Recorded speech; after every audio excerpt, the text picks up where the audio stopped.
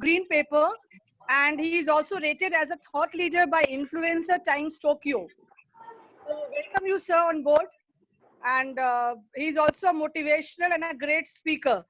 So over to you, sir. If you're comfortable, it's over to you. Great, thank you, Nidhi. Thank you for the nice words, and good afternoon to all of you for joining this webinar on the potential future of work. Um, in fact, in the last 1 month, many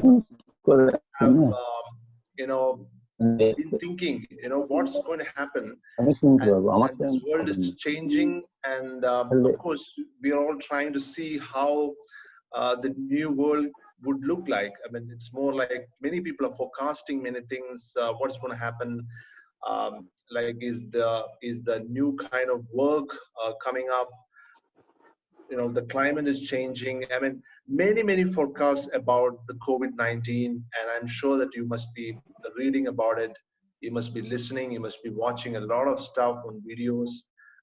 Some of you are like pretty much looking forward to see what's going to happen. So this session is about the future of work, and let me tell you something now. Let me tell you a disclaimer.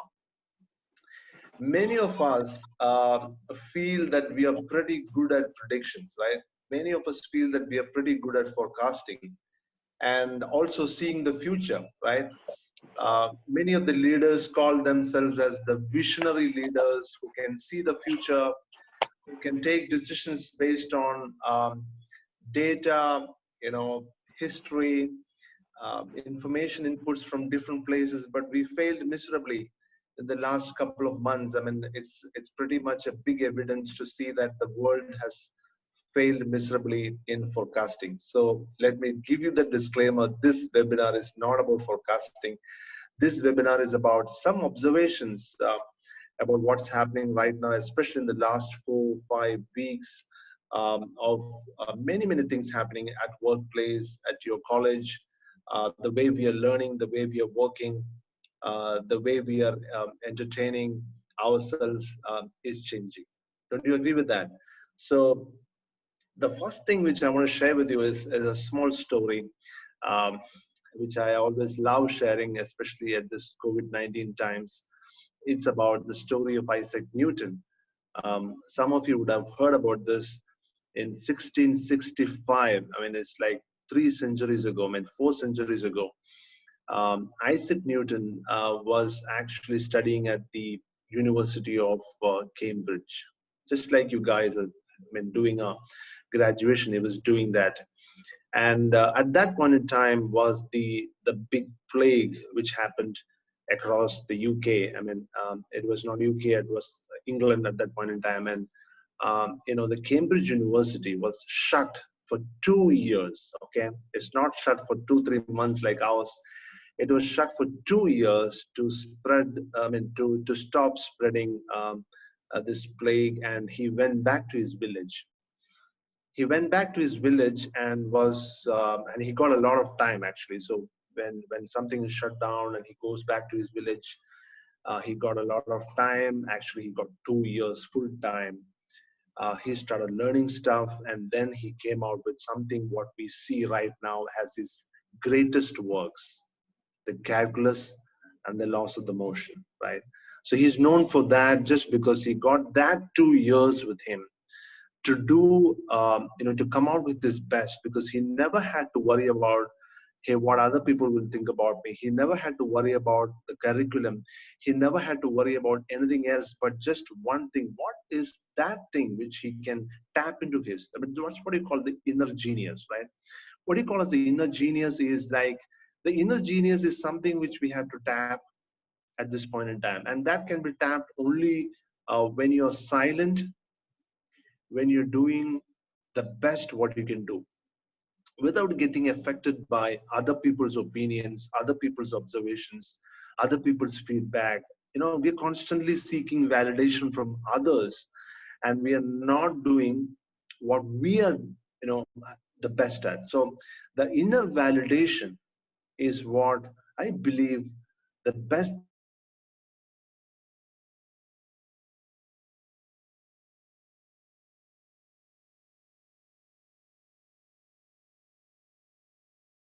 average of those people will decide your actions, your behaviors, your habits, your routine, everything.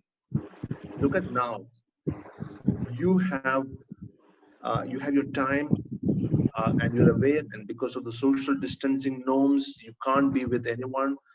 Maybe you're in your room, you have your internet with you, you have a phone, a laptop, whatever. You have that with you, and then yourself with you. Now this is an opportunity. I mean, this opportunity won't come anytime. I mean, I don't think this I had this opportunity. Probably I was born in a different era, compared to you guys. I've lived almost all my teenage years without internet, mostly using the TV and radio, but this is a great opportunity at this point in time. Now, having said that, now how do we use this? So many times when we say, hey, there is a great opportunity and we have to use this, how do you use that, right? So I want to share with you some of the ideas, because just to give you a perspective, I've been working remotely, working from co-working spaces, working from cafes, working from my client locations in the last almost 1.5 years. And when I started that, I felt that how do I work? I mean, I have to work with like 20 to 25 member team, and it's going to be difficult for me because not going to see them, right? I'm not going to see them every day. So this was my worry at that point in time. And then I started thinking, how do I tackle that? I need to know how my team members are best at, what are they best at, what are their best energy zones, right? Not everyone will work from 10 to 6 kind of thing. Some people are very brilliant after 6. I mean, they come out with their best of creativity, best of energy, and best of charming energy and all that time after 6. So I said, okay, let's try that, because you have to tap in the inner genius, right? So tapping that inner genius is something which I always love to do with people. I want to know what works for each one of them. So what works for me may not work for you. What works for your friend may not work for you. So in a college environment, what happens is, like, we compare ourselves with each other and see, here, this person is doing that, let me do try like that. I mean, sometimes it is good. Sometimes we see good examples and we try to emulate that, get inspired by it and do it. That's a fantastic thing to do. But at the same time, we may also see lethargic people. We may also see very lazy people who are not committed to what they do. And then we may get inspired from that as well, isn't it? So inspiration can come from good sources. The same thing can come from bad sources. So we, most of the time, humans, okay, we're all humans, we get inspired by the not so good things, and then we say, hey, things work like that. I mean, I'm fine because this is the way things work. We get a feeling that things can work even you know in a lethargic environment. But right now we are faced with absolutely a very, very different scenario. We are left alone now. And what do we do about it now? Your college institution is taking a fantastic initiative to bring all of it together on a webinar. I mean, now most of the work is going to be like this, right? I've seen most of my work in the last 1 year has been like this, working with people, talking to them on a call, and not like this. This is a webinar. Usually, it's on a Zoom call where we have 5, 6 people on the call, and then we listen to each one of them and talk to them, find out what their problems are, and then have a chit chat. Because bonding is required at times, and then see how we can work with them, get the best out of them, right? And so it's like inspiring them to get the best out of them. This is going to be a new scenario. And when I was working for the last 1 year on this remote working, I never thought this is going to be like the thing in future. And for me, it was like a work style. But now for millions of people across the world, okay, there are some 400 crore people. I mean, just to put in crore numbers, 400 crore people who are locked down now. And for the first time in the history, 95% of the people are now working from home.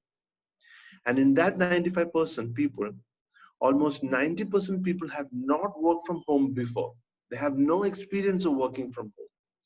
So how are they coping up with things? So this is the new thing, like moving from physical to virtual workspace. Talking about the future of work, this is the new normal. This is not a shocker. I mean, this is the new normal. As engineering students, coming out of your college, and even now, you can start, um, you know, thinking about working completely online. And how do we do this is something which we have to think about. Like, are we comfortable with uh, working ourselves? Some people need constant manager push, right? Some people need inspiration from the team members. Some people need to talk to others, right? So everyone has got their own style of doing stuff. Some people want peaceful time when they say, "Hey, I don't want to talk to anyone. I want to say, like, sit there for 5 6 hours, put my best. Just need my computer. I just put my phone away and then focus on the work which I want to do." Different kinds of people, different styles of working. The future of work, let me tell you guys, is going to be virtual. And very, very um, often, sometimes we may meet physically on a company party. Recently, I read about a company in California, and most of the companies are following that path now. I mean, companies with 200 to 500 people are now thinking about meeting next January, that is January 2021, for a campsite. Like, they all come together on a campsite, and then they spend 3 4 days together. Till then, they're going to working from home. It's a massive task for a company with 200 to 500 people. Each one of the team managers will have to think about how this is going to happen. How can I motivate these people every day? How can I give them a sense of belongingness? How can I keep these people bonded to the organization? So what happens when you start working from home? After 1 week, you are a different person. You feel different. You don't feel connected to people whom you already worked with. So it's a huge task now to keep them together, to keep them bonded, to have a sense of belongingness. And that's why institutions, colleges, universities, employers, workplaces, everywhere, they're trying to keep their people together through online interactions like these webinars, or would be a web call, or WhatsApp groups, or Slacks, or communities, Facebook groups. And they keep seeing each other every day, and they feel that they're part of something. They're part of this institution, right? Similarly, employers are thinking, and even now doing, that we have to move into that. The second thing which I want to share with you is that in college and universities are like places where we do a lot of socialization, right? We socialize with people, we make new friends, we get into relationships, we meet new people, we hate some people. It's a place where we socialize, right? And that's very important for our intellectual growth, for emotional growth. Now, but at the same time, when it comes to learning, we have the curriculum with us. We have your teachers who are supportive. At the same time, this is going to be um, moving slowly to online learning. The future of learning is going to be more online, and colleges and universities will be like great places where you can come together, socialize. Now, with the social distancing norms, now people have to stay away, but after some time, so hopefully things in India are much better than in other countries. So we have, say, like 4 5 months we should be back. And then we have two things happening. One is we take our time to go back home and then spend a couple of hours to do online learning, come back and discuss with your teachers and your friends about what you did. You do some small projects. So usually internships are like once in a year. Now here in online learning, internships are like very different. It's like real life projects for 5 days. These are small tasks which are given. So now you may ask me, hey, what is the future of a job? Like, now I would say job would turn out to be more into projects and specifically paid projects. And there is no longer going to be careers. I mean, there is no meaning of what you call a career. I mean, career is a long-term thing, right? And you have a career in information technology, but at the same time your projects will be very, very um, having a definite period of time. So what do you mean by a project? It has got a definite start, it has got a definite end, and you have very limited resources, very limited time. And after the project, if it is successful, you celebrate the project outcome, isn't it?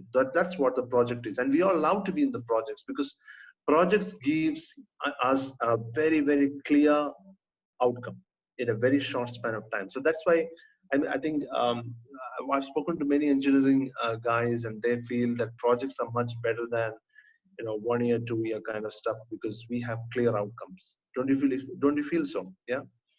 So that's going to be, so jobs to projects. So that's going to be the future of work, where we're going to convert, designations. So we don't care about designations. We're only worried about what is the intensity of the project. How much resources can we put into the project? What's the time? What are the skills required for the project?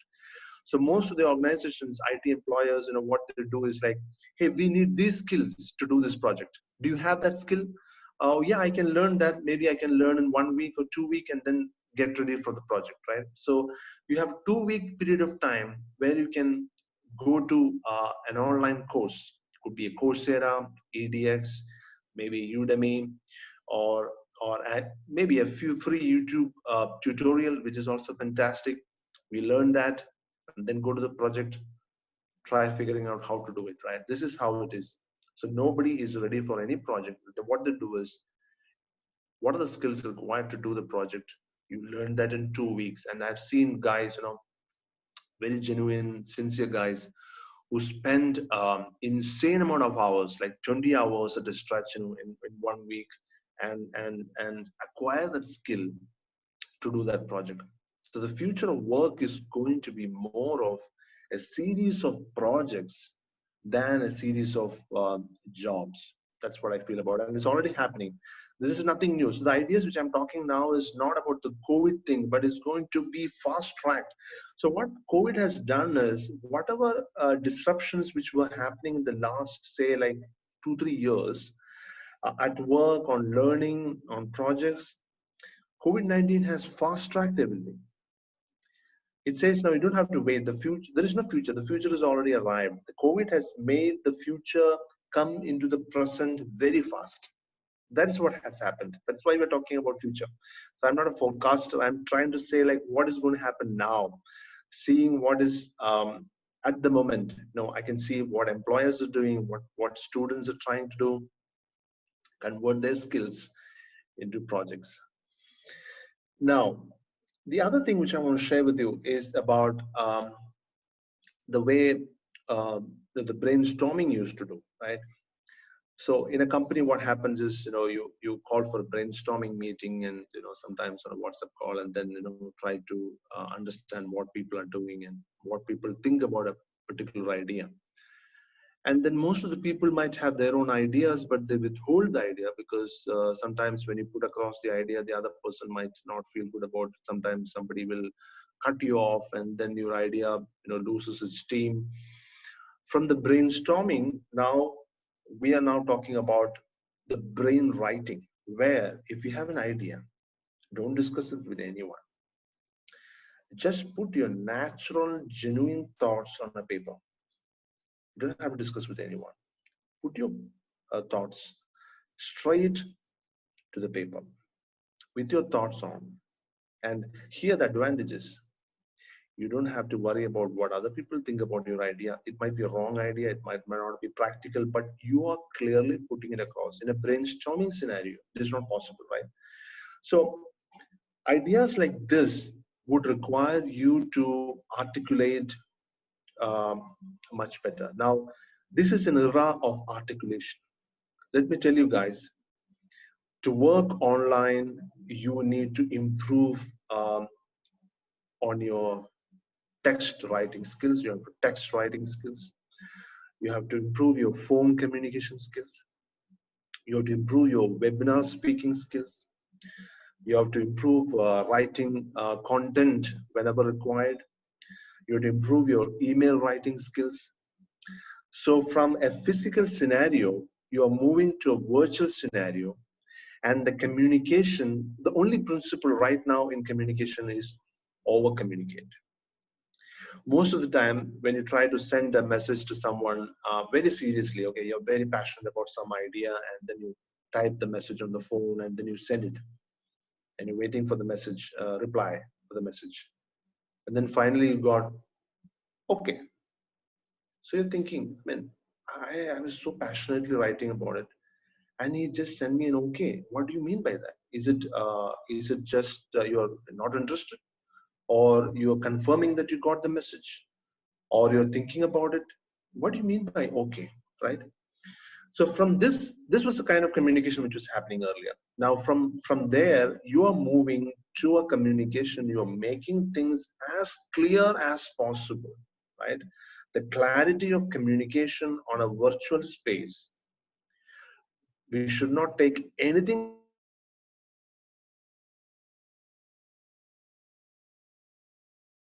granted. No, and I'm not going to say that this you should learn in the next 1 week or 2 weeks. I'm just sharing this idea with you that you can build on it over a period of time. I've seen leaders all across my life. I worked with almost 300 companies. My client consulting company has worked with almost 300 companies. I've met with great leaders, and I always try to learn what they do, how they reach that leadership level. Most of them, I will tell you, most of them have reached that level because they are extremely good communicators. I'm not saying that they don't have the knowledge of technology. I'm just saying that what makes them different from the rest of the technology guys is that they communicate extremely well, and they communicate with clarity, and they communicate with precision. I mean, they are not, they don't try to, make it stretched. They want to be very precise, very clear, very sharp. So that makes those people leaders. And even now, leadership is going to be a different game in the COVID-19 post-COVID-19 situation. This is a pandemic which has actually uh, tested leaders across the world, be it political leaders, be it business leaders, be it community leaders. This is a time for leadership, and I'm sure that a lot of new leaders will emerge. And those leaders needn't be like people whom we have already seen as leaders. They can be you. I mean, one among you might be a person with an idea to solve a problem, and you can be a leader. And this is a time, and crisis is a great, great, great time to emerge as a leader.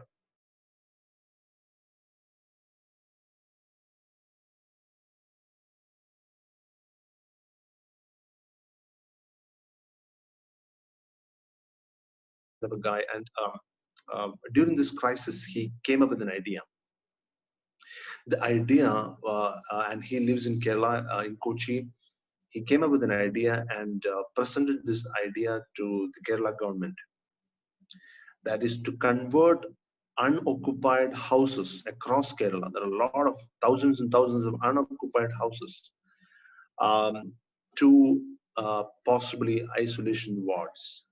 And he created a plan for that. So it's basically the government will approach the landlords on a 24 hours time frame, and then they will get the consent from the landlord, and that will be converted as an isolation ward. That's a preparatory measure. Okay, Kerala is now far better in that way. I mean, trying to flatten the curve, but this idea came up because he was thinking about the idea of Airbnb, and then try to connect that idea into the COVID situation, right? And his idea got approved, and the Kerala government has appreciated that idea, and this has really helped him to move from a normal business development guy to a leader. So my observation is these are moments of crisis which actually make an ordinary man into a leader, because leadership is not just about authority. Leadership is not about designation. It's not about the title you have. It's about how you look at an event and how you come up with a solution, right? So leaders come up with solution, and managers try to get things done, right? These are two big things, two different things actually. So I'm sure that a leader needn't be like a 30-year-old guy or a 40-year-old guy. A leader can be an 18-year-old boy or a 21-year-old girl. The leadership lies everywhere. So I think it's time. I think we should use this time to see the leader in us, and see what are the things which I can do for the community. And we are all extremely privileged. I mean, guys, I'm telling you, we are extremely privileged in all the ways. I mean, sometimes you might have personal problems, or maybe your family might be struggling with something. But I can tell you, living in India right now is a great privilege for all of us, because each state in India is now trying to fight this with its utmost sincerity, leaving apart all the politics. I mean, they're trying to put things together and save the nation. I mean, this is a great opportunity. I'm trying to see the good things. I mean, there are a lot of not so responsible things happening in the society, but I don't want to look at it now. I want to look at the positive things. What good things are happening, and let's focus there. As young leaders, and I'm sure you see the future, in a way that we all should be proud. Like, for example, in 2022, looking back, you should feel that I think I used that time pretty much well, organized, disciplined, and I built some really good habits. I want to leave one more idea before we wind up. I think during this lockdown, many of us are like building new habits. The habits might be good or bad, we don't know. But these are tiny habits which are going to stay longer than the lockdown. It's going to outlast the lockdown, right? These are small things. Probably like earlier you used to wake up at 6, now you're waking up at, don't know, 7:30, 8, 9, 10, don't know. These are habits which are, I think, just be watchful about your habits. I'm not saying that you should break the habit, start new habits. No, just be watchful about your habits. That's going to help you big time. Because behavioral scientists say that it's very difficult to break a bad habit later. It is sometimes relatively more easier to build a new habit. So now, if you're starting a bad habit, okay, unknowingly, I mean, you might be getting into too much of entertainment, you might be getting into some kind of addiction, you might be getting into some not so good relationships. We never know. These are habits. Relationship is a habit, entertainment is a habit, things we do is a habit, sleep is a habit, everything is a habit. Just be watchful whether this is really helping you to become the person you want to be, right? So with that note, I want to leave it to you, because I just thought I'll speak for 30 minutes and then leave it to you guys to ask some specific questions. If you can put it on the chat, I will read out your name and your question and try to give you an answer. Yeah.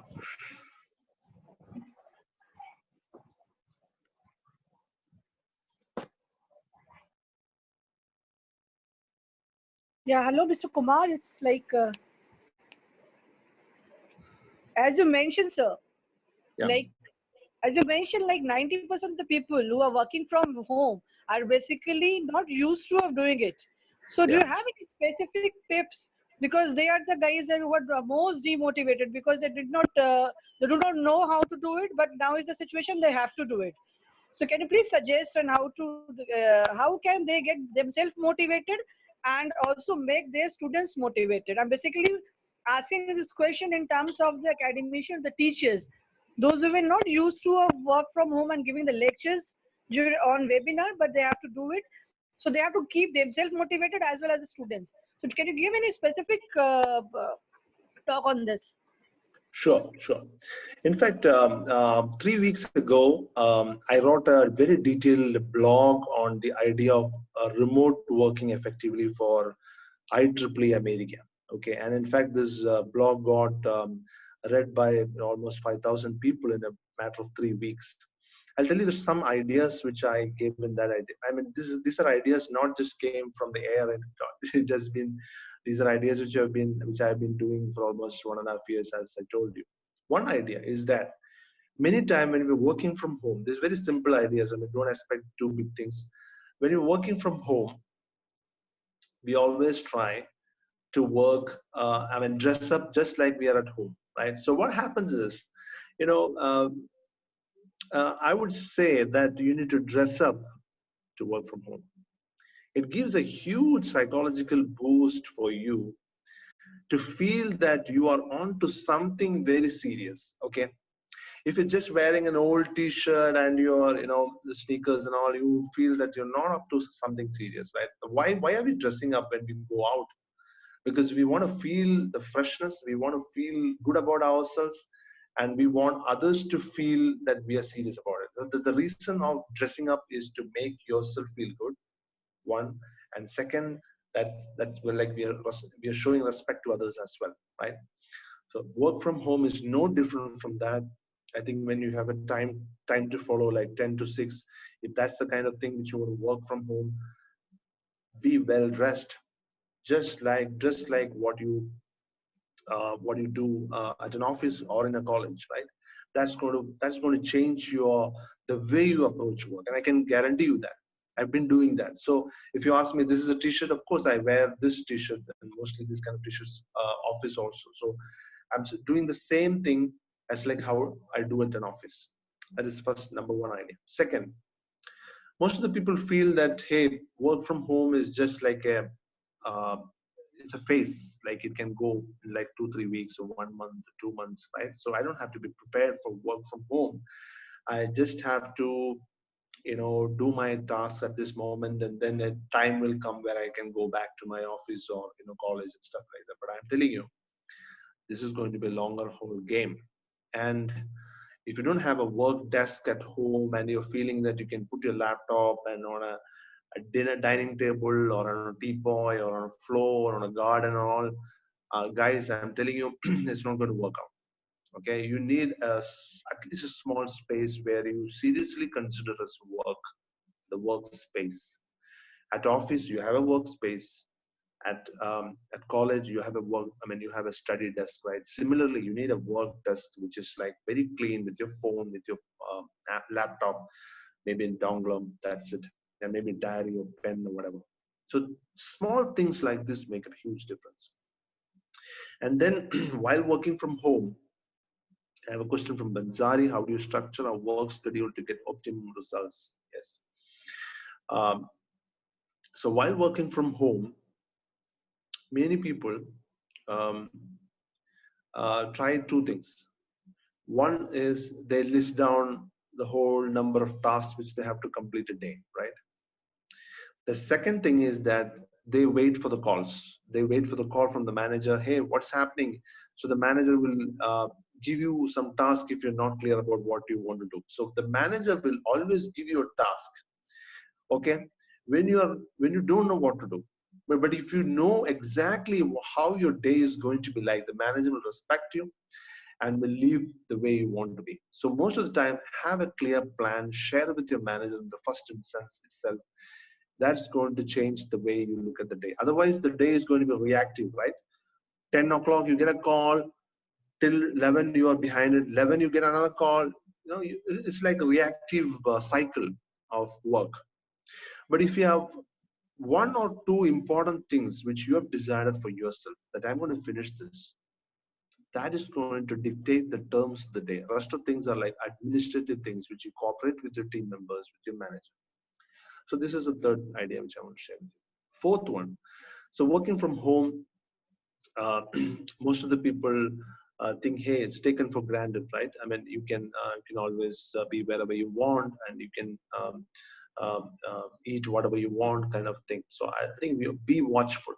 Be watchful about what you eat, what you drink. Have lots of water. Like, I always keep it a point. I have an app on my phone where it says uh, uh, how much bottles of water you finished, and I make sure that I have 5 bottles of water, because hydration is important for the brain.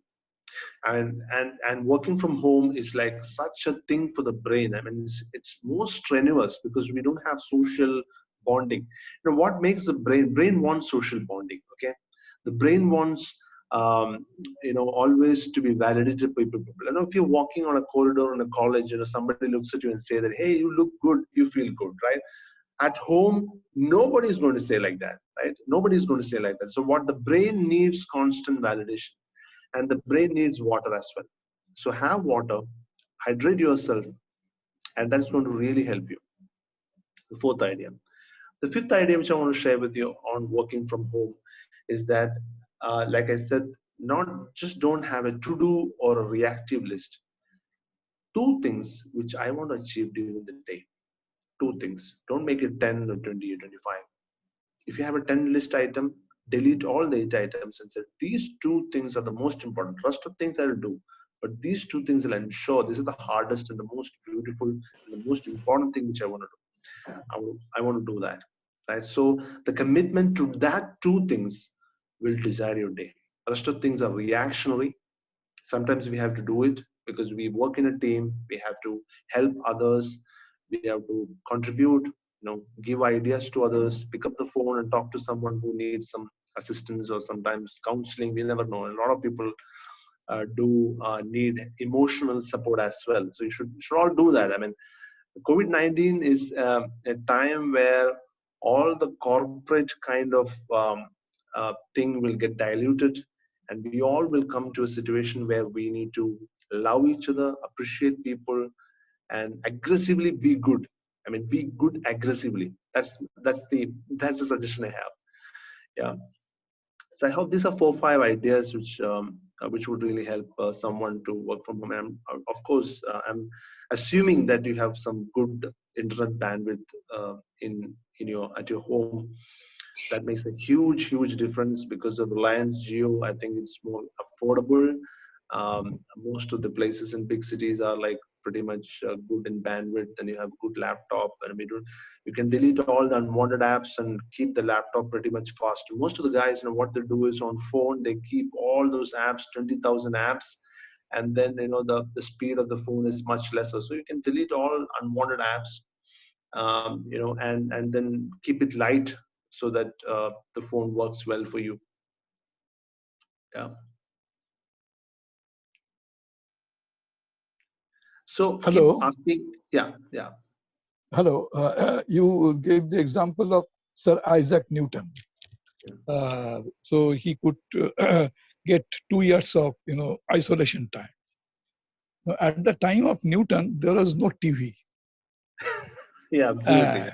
And I think there was no telephone also. Yeah.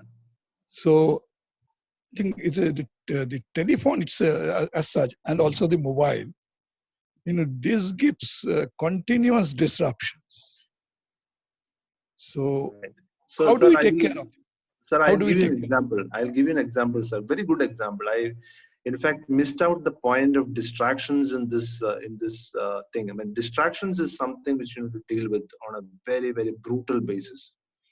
You won't believe that I've been a Netflix addict for the last almost 1 year. Whenever I get time, 10-15 minutes, I try to binge watch Netflix stuff and do that. But the moment the COVID-19 came, and then I had to take an extra responsibility of all the people, and I have to make sure that my business is running. The first thing which I did was I deleted Netflix from my phone. And if you ask me, like I took usually the subscription is for 4 people, so the subscription is still there, but I've deleted my phone. So now I don't have that thing to go back, get some 15 minutes, go back and binge watch an episode. That is the first thing which I did. But of course, I'm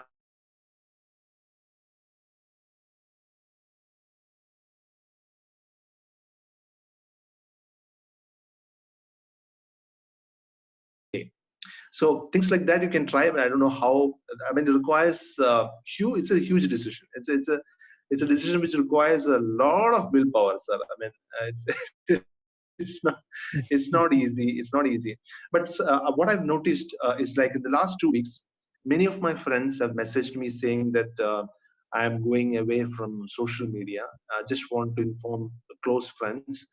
So it's like social distancing to the social media distancing, right? So now you have to do that. Just asking how to overcome boredom resulting in continuous sitting at home. Yeah. So, personally, I'm not bored all the time, but again, there are 2 ways of doing it. So some people choose entertainment. Whenever they're bored, they choose entertainment. Some people would choose probably education. Now, when I say education, don't feel bored by the word education. Okay, and I'm saying if you have TED Ed, okay, you can learn interesting stuff without getting bored. So education, not all education is boring. Okay, education can be very, very entertaining. Yeah, I get a question. I'm trying to put most of the time I try to lose.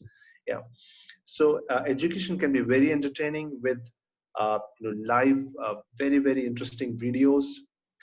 What I do whenever I watch a YouTube educational video is that not just watch it, but always keep a pen and paper with me. The best thing which I can do is to have a pen and paper with it. The point is that the moment we watch it, 20 minutes later, we only remember 3-4 points in that video. Okay. Instead, when we write it down, so what happens when you write it down is that we're mastering that thing. We're actually mastering it, right?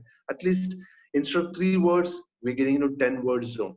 So the vocabulary from that particular video is not just 3 if you don't write, it becomes 10 when you write. So I think in the last 2 years, education has become extremely entertaining, and we should use that.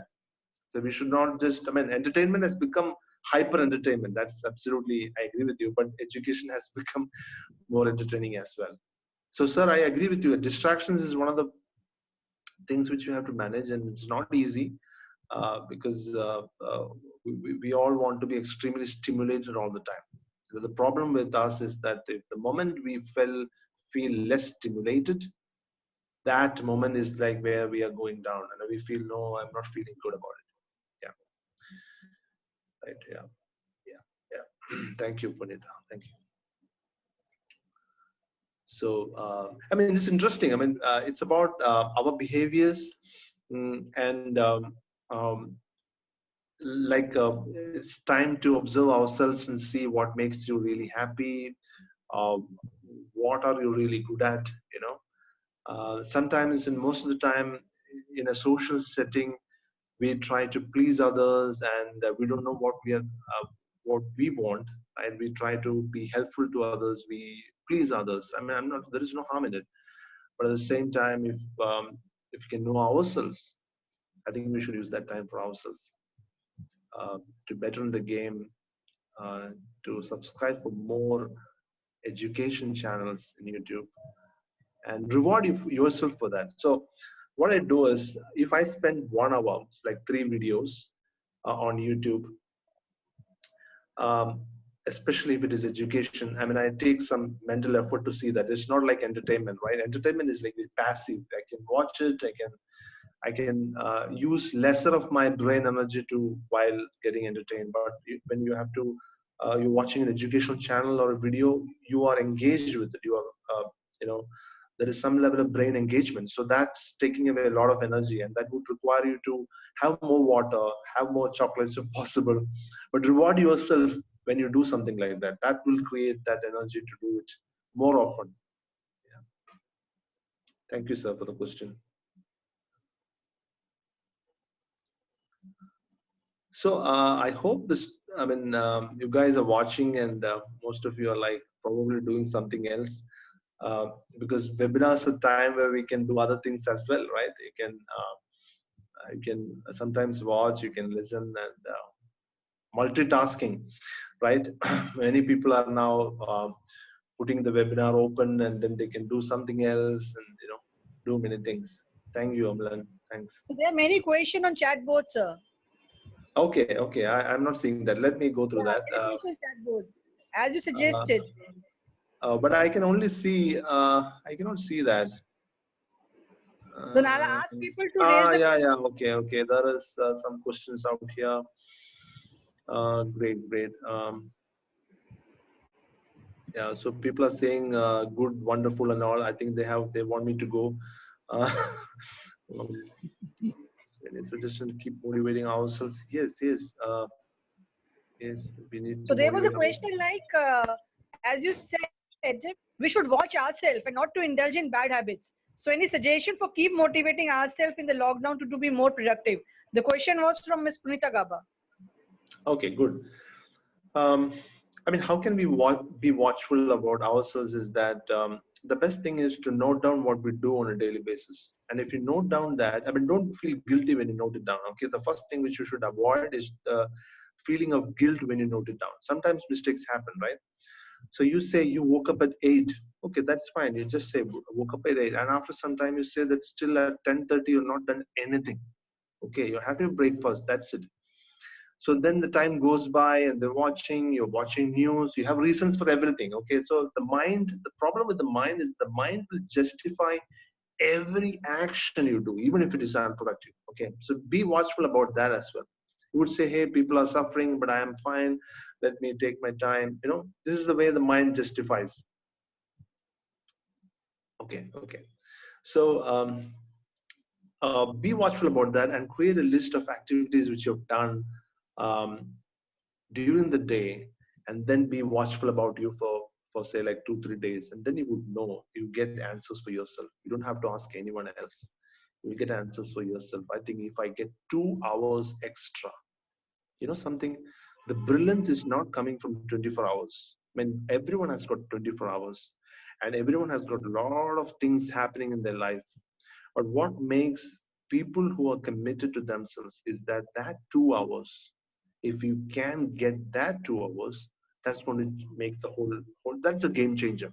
It's not the 24 hours which is a game changer. It's that 2 hours which you get for yourself, which is a game changer. I strongly believe in that. The reason being, that 2 hours will be the time where you dedicate, not with your phone apps or any kind of entertainment, but for yourself, getting a plan and doing it. Yeah. Okay. Yeah. There is no point in thinking too much about this crisis because we have nothing in our control. What we can do is to watch out and be hopeful. We have seen this kind of things not in our lifetime, and not just for me.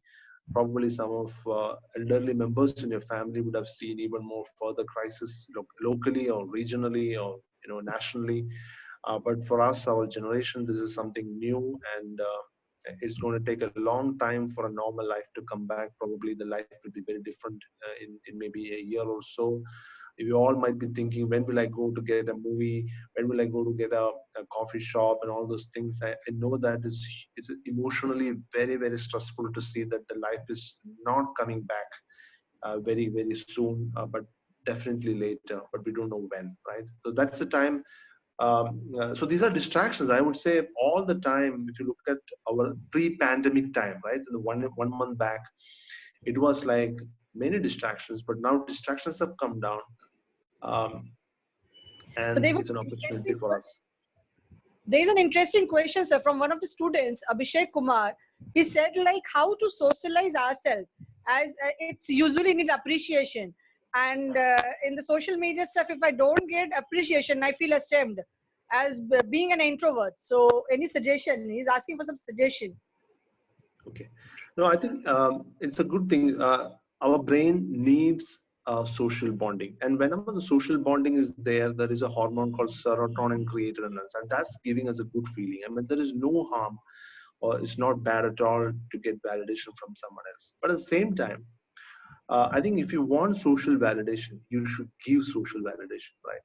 You don't get what you don't give, right? Most of us want 500 likes in our Instagram picture, but we don't like others. We don't appreciate others, right? Or we don't do the cool thing to get those likes. So and then first of all, I mean, you don't have to consider those likes as the quantification of the number of people who are liking you. I mean, definitely not, right? There are a lot of other things which you can do to really bond with people, talk to them, understand what are the good things they're doing, and appreciate. So yesterday, one of my friend called me and told me 3 things which I did 10 years ago to him.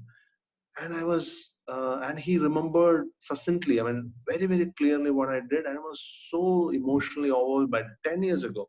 He just called me. We used to talk very often, but even then he said that, hey, you did this 10 years ago and that helped me. So I was thinking he did a great thing for me.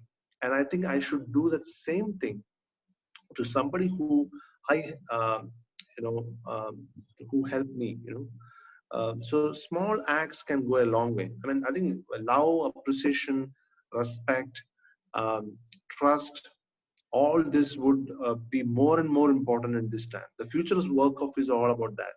It is not going to be about job descriptions or etiquette and all those stuff. It's about love, appreciation, respect, trust. These things will rule the workplace. Yeah, Dr. Dey, you can have your question. Dr. Dey, Dr. Anilesh, you ask something? Sir, my question is like that for this situation. So, if you apply our idea to doing something to which is help people during this COVID-19. So, any kind of forum, if I want to write some project for that, they are going to go for the prototype.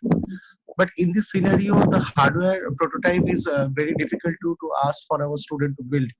So can you give some any suggestion of what should the student do for doing this kind of prototypes?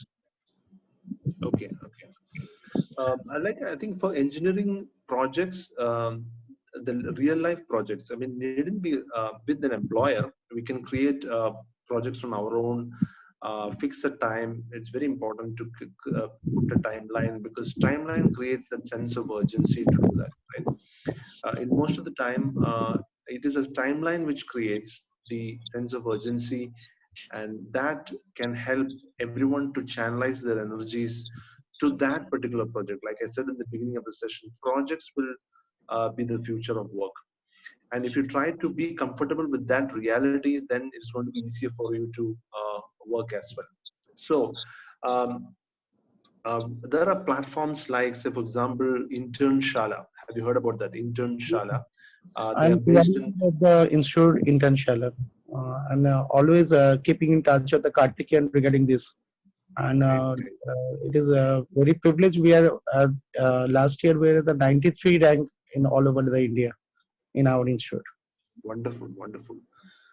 And also independent projects. So, for example, it's very important that as an engineering college, you try to develop an interesting idea, solve a local problem, or could be, something which is needn't be amusing, but solving a problem. Like it could be a business problem, or it could be a village problem. We solve it using simple technology. See, every technology needn't be artificial intelligence or blockchain, or needn't be like that. I mean, not everyone can get into that, but the point is to solve problems through engineering skills, right? And creating small stories. So when I say stories, like I said, the projects can be stories later. So when you do a very interesting project, convert it to story. Is that project scalable? Can we commercialize it? Can we do bigger things? Or can we take it to a next level by showcasing our college into a different platform? All these are things which you should think right now. So maybe the objective, the goal should be to do, say, like next 2 months. I hope it would take at least 2 months to come back to normal. So you said 2 months is 60 days, and how many projects are you willing to take up? How many stories can we create out of those projects? So if you can create that as a a goal, that would motivate everyone to join and do that. That's my suggestion, sir. Okay, thank you, sir. Thank you.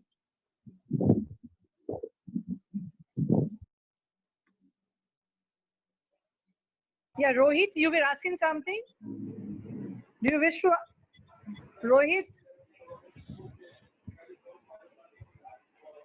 So then I'm reading his question, sir. Rohit asked, how can we change our mindset from I will do it later to I will do it now? And also, how to stop overthinking? Rohit is a student, sir. Okay, great.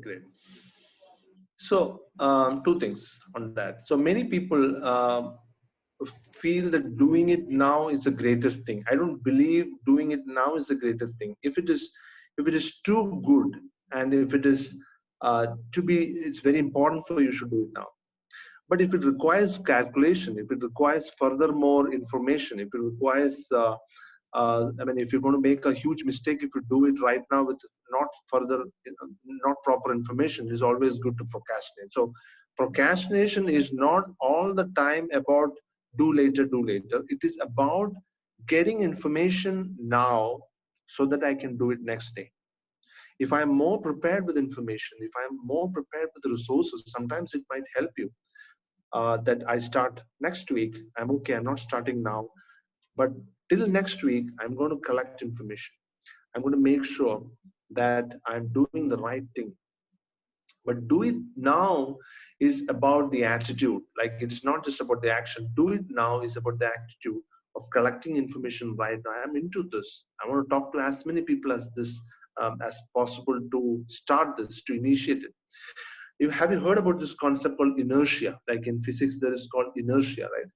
The inertia is the portion where we have to push the whole thing very hard. The reason is, to make sure that the thing is happening, we have to put extra energy.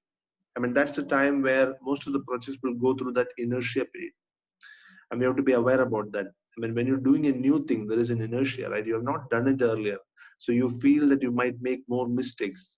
And that mistakes can be embarrassing. And then I don't want to do it. So I avoid that. So you convert that inertia into avoidance.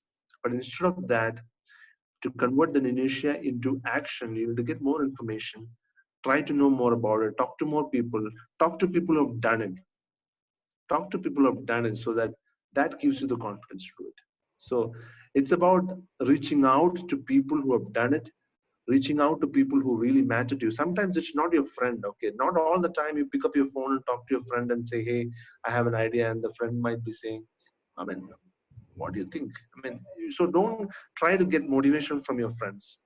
Try to talk to people who have done it, who've gone through that. Needn't be your friends. It can be someone else in your, I mean, not in your circle. You can talk and get it from, some of your teachers. We learn about topic anyhow. I didn't get that question. The question disappeared before it came in. Somebody was asking about the online content. So there is an option called raise the hand here. Chat. So I have one question to you guys.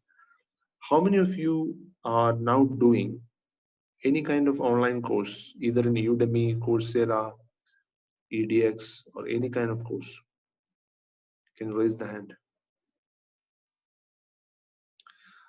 I just want to introduce Udemy has got a lot of free courses, which is like, for your information, 1 hour to 5 hours. Don't you think that we can do a 5-hour course like in 2 days? Forget about 1 day, 2 days. You finish that course in 2 days. Yeah. Coursera has got 1 month courses. Probably you have to spend 20 to 25 or 30 hours to complete that. But if you're reasonably motivated, you can do it as well. EDX is the same. So there are so many technical courses, technology courses. It could be designing, it could be engineering, it could be UI, UX, it could be Python, it could be AI fundamentals, anything for that matter. Courses are now free. If you look at the best courses of Harvard is like CS50, Computer Science 50 is free. It has always been free. Stanford has actually come up with so many free online courses which you can supplement along with your graduation. So these are some things which we should start doing and be comfortable with that. Online learning is the future. Even when you are coming out of your college, lifelong learning is going to be the thing. So there is nothing like I've been to the college and my education is over with that. No, college is only a starting point where we organize our resources to learn. And from there, you start on with that. And then even in college, I mean, even when you get into employers, the employers have stopped sponsoring and funding training for students, because they would say, hey, all the courses are free. You can do it online and then come back to us, and then we can consider you for projects. So this is the future of work which we are talking about. There is no training. Earlier it used to be like employers used to spend a lot of time and money, and big institutions like Infosys had a huge training campus and all. Now they say send the link of Coursera, one of the courses, do it at your comfort, come back whenever you're ready. So we are moving from training to self-learning. So we'll have a couple of questions more. If the participants, if you have any question, you can raise to Mr. Kumar. Sir, before the other questions come up, like Yeah. from the leadership perspective, like we need to interact with multiple people, like, so some people are who are very proactive, and you give a suggestion, or if something is there in your mouth, they understood and they are coming up with it. And there are some people who have a lot of excuses ready with them, and now is the high time to give the excuses because the system is not working, we don't have internet connectivity. So how to do, and you said you have to be good, extremely good with everybody.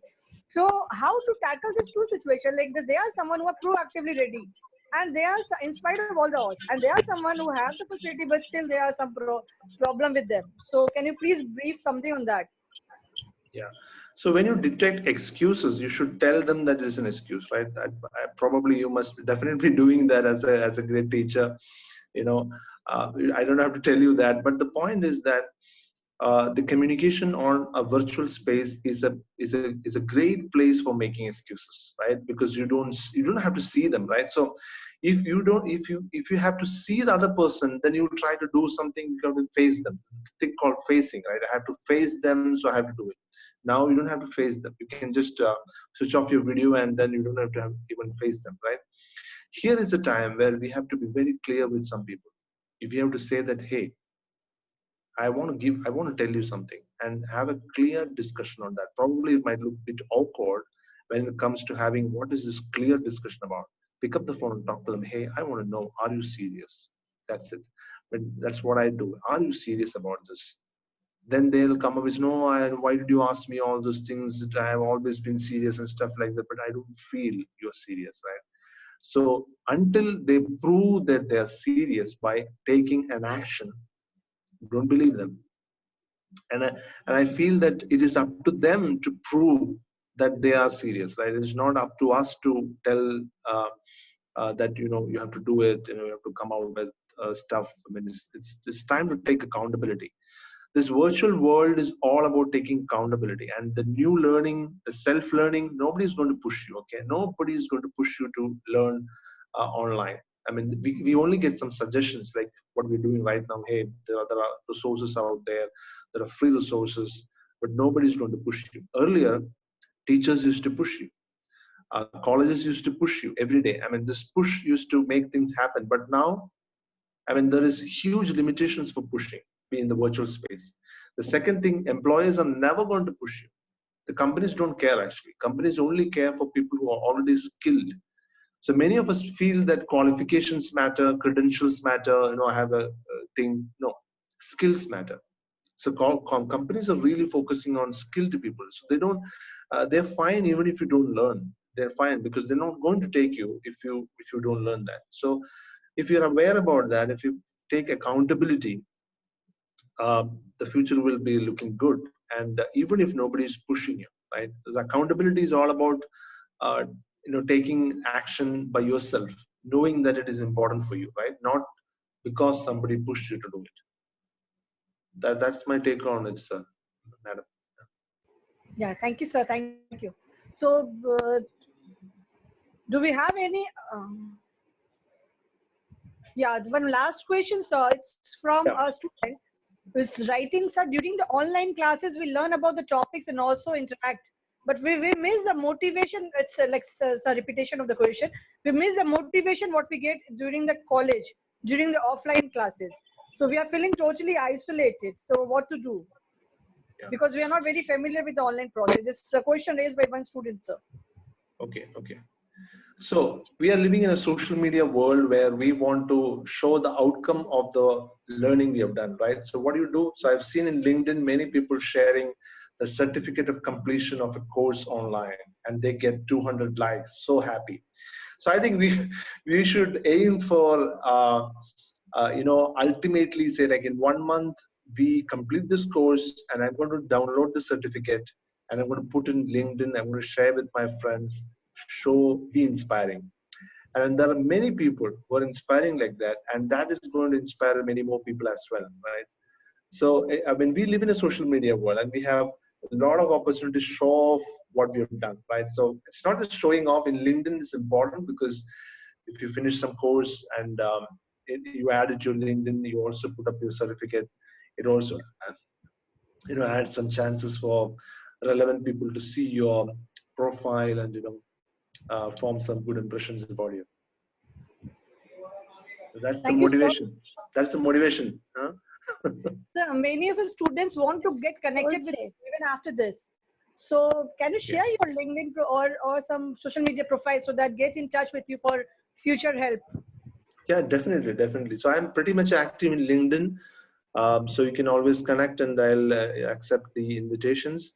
What you can do is you can search for Krishna Kumar Green Pepper, or what I can do is I will Nidhi ma'am, I will send you the LinkedIn profile link to you after the call, and then you can, if you have a WhatsApp group or something, you can put it across to them so they can send me invite. Yeah. Sure, sir. So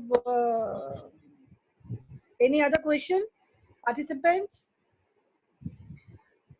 So it was wonderful listening to you, Mr. Kumar. It was such a great motivational speech. We were basically it was a lot of take home for me was like to dress up properly during the meetings, because that is the thing I usually miss out. Whatever mode I am, I'm just on in the online mode. So that was a great take home for me, and others also. I suppose many of the participants have learned a lot. So it was so very much. Thank you, sir, for being a part of us from Narula Institute of Technology and entire JIS group. We thank you from the bottom of our heart. Thank you so much, sir. Thank you, ma'am. Thanks, and thank you all of you, and all the best. Like I said, even if we can't become an Isaac Newton, we can be ourselves during this time, right? Thank you so much. Bye-bye. Thank you so much, sir. So the host, JP sir, you are requested to please close the meeting. Thank you. Thank you, sir. Yes, madam. I'm closing the meeting. Yes.